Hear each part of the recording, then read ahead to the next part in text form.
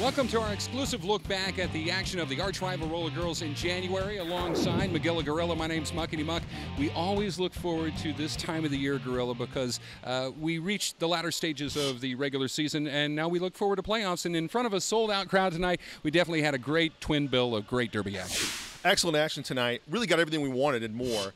We had kind of maybe a potential upset in the second bout, and in the first bout, we saw a team starting to really rise. All right, we take a look at our first bout of the evening. We had ourselves two teams that had not experienced victory so far here in 2013-14. We had the Stunt Devils and the RSA, but you and I will both agree both those squads were trending up heading into this bout. They really were. The Stunt Devils probably more so, and we saw some of that this evening, and I think when you see the highlights, you can tell a team that might be coming together just at the right time. Let's take a look at first half action. The Stunts got off to the quick lead. They actually sported a 27-10 lead about 7 minutes into this bout, and then they opened it up even further thanks to this power jam. Dirt Diggler, the addition from Bleeding Heartland, notching up 10 points here and extending this lead to 23 points. Dirt Diggler not used too much as a jammer in the first two bouts, but tonight they really unleashed her, and it paid off. Great night from Dirt Diggler. Really nice addition to that rotation. The Stunts would keep that advantage at around 20-30 points as the period progressed, but then they really notched up a big power jam in the latter stretches, actually in the final jam of this first half of play, and it was Mighty Boston, and we were just kind of waiting on the edges when she was going to have one of those big explosive nights of scoring, and with 25 points here off of this power jam, this is what the Stunts were looking for, and if you're a fan of Boston, this is what you got. Incredible night from her, 100 points plus from Mighty Boston. Stunt Devils took an advantage 107-46 at the intermission. Then we progressed on to second period play. And an old familiar face to arch-rival Roller Girl fans, but she's new into the mix this year for the Stunt Devils. Chokehold Chanel, the Colt captain, here with an 18-pointer here, stretching this lead at the 6-minute mark of the second period. 147-46, another great addition here to the Purple Power. You know, Chanel's been a great leader. As you can imagine, with so much experience. She's been blocking, she's been jamming, and she was a really nice addition in the second half, giving the other jammers a break. Stretched the lead to over 100 points at 147-46. There were some signs of life, though, from the RSA as this bout progressed, and a really nice job in the latter stretches, especially from some of the newer faces for the Rebel Skate Alliance. Sleazy E here with the power jam, notching up some good feel-good points for that squad. And as we said, this is a team that's improving. Definitely Sleazy E has earned her spot in the lineup. Yeah, there's no question. I think she's arguably the best jammer they've had for RSA this entire season. Tonight, she was their best jammer, and she's been the best jammer so far. Stunt Devils would go on to outscore RSA 163-48 in the second period of play. They went on to the 270-94 victory. They finish out as the number 3 seed heading into the playoff round with a record of 1-2, and we cut off with the co-captain Chokehold Chanel after the bout. Our plan with our bench coaches was to improve with every bout. We'll just go into the game, work together as a team, work on our walls, and take away from it everything that we could. Every bout, chipping away a little bit at a time. So I think we're doing exactly what we planned on doing. Keep our expectations to a minimum and go in there and just stay together. For RSA, they are now the number 4 seed. They finished the regular season at 0-3. Bright spots in the lineup, however. We talked to Sleazy E afterwards.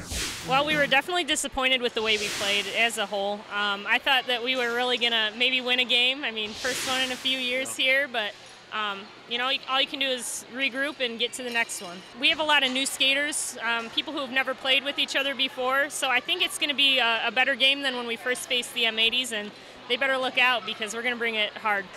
Well, there you heard it from Sleazy E, and this is a team that has bounced back before, this RSA squad, and we wiped the slate clean in the postseason, so RSA, even though they're taking on the top seed, I think they have a chance to do some damage. You know, one of the points Sleazy E made is so important. It's such a challenge for this team. New skaters, they're losing skaters, they're getting skaters. It's pretty hectic. It's hard to get that cohesion. They've got time to do it. And if they can do it at the right time, maybe they get a little crazy in the postseason and mix things up. Yep, should be fun. Now, in our second bout, oh boy, what a humdinger we had between the M80s and the Smashinistas. We knew the Battle of Unbeatens was going to be a very competitive bout, but boy, we didn't know what was going to be coming at us, and I think we were all kind of shocked, surprised, but hey, it's the kind of action that we're used to. It really was a second half onslaught from the M80s that was the difference. Back and forth, neck and neck, but the M80s come out at the end. We go about 10 minutes deep into this bout. M80s up by 8 points, but wow, here comes a big silent collection of points. Molecular Mayhem, the jammer for the M80s, notching up 17 points here to stretch open a wide differential early on, and they really got the ball rolling early on in this one. Power jams were the story in this entire bout. I tell you what, there were so many in the second half, but this first half one was a really nice spark for the M80s. And then it was momentum shifting back to the Smashinistas. About 7:45 left to go in the first period of play.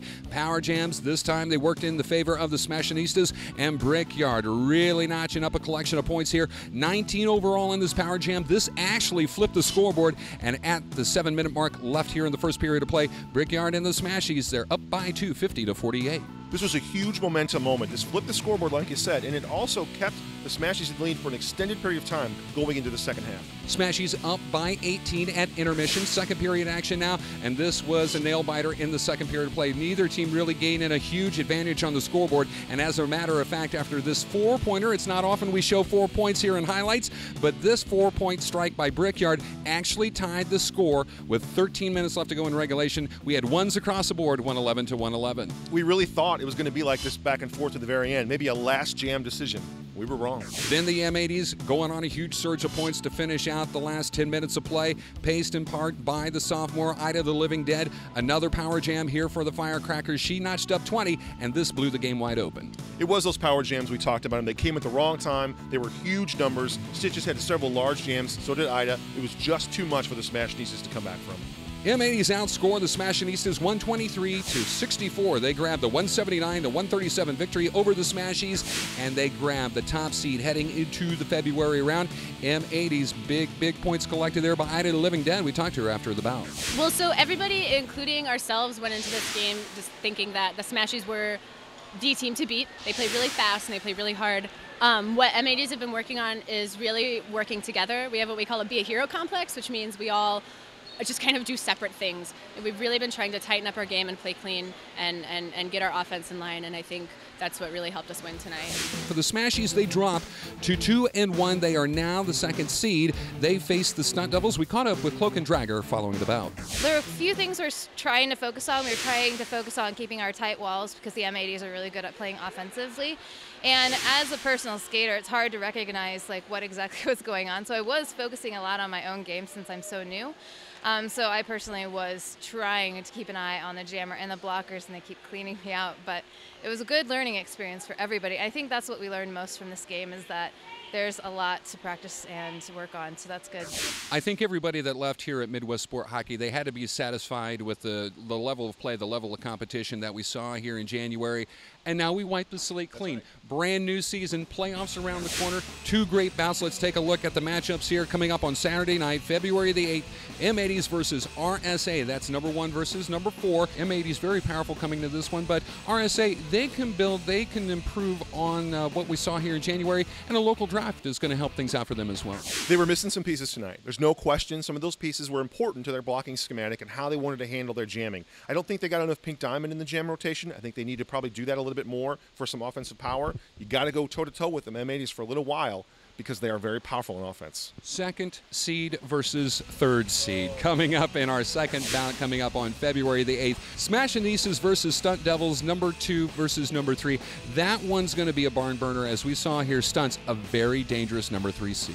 No love lost between these two teams. Championship round last year, obviously well documented, Smashinistas win. Regular season, Smashinistas win. Is it a chance for the Stunt Devils to flip it? I think it is, and it's going to be a dicey game.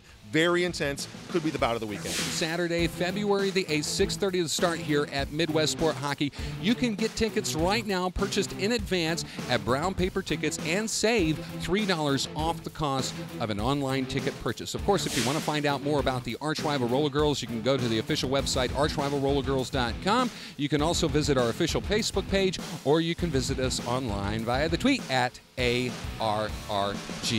A sold-out night here at Midwest Sport Hockey. It brought a smile on my face. Me too. Your face as well. It was a fun night. I can't wait until February. It's going to be incredible. We're going to have a great postseason. I think we're going to have an amazing first round, and under the championship, anything goes, my friend. All right, from Miguel Gorilla, my name's Muckety Muck. Thanks so much for watching, and we'll see you back here at Midwest Sport Hockey on Saturday, February 8th.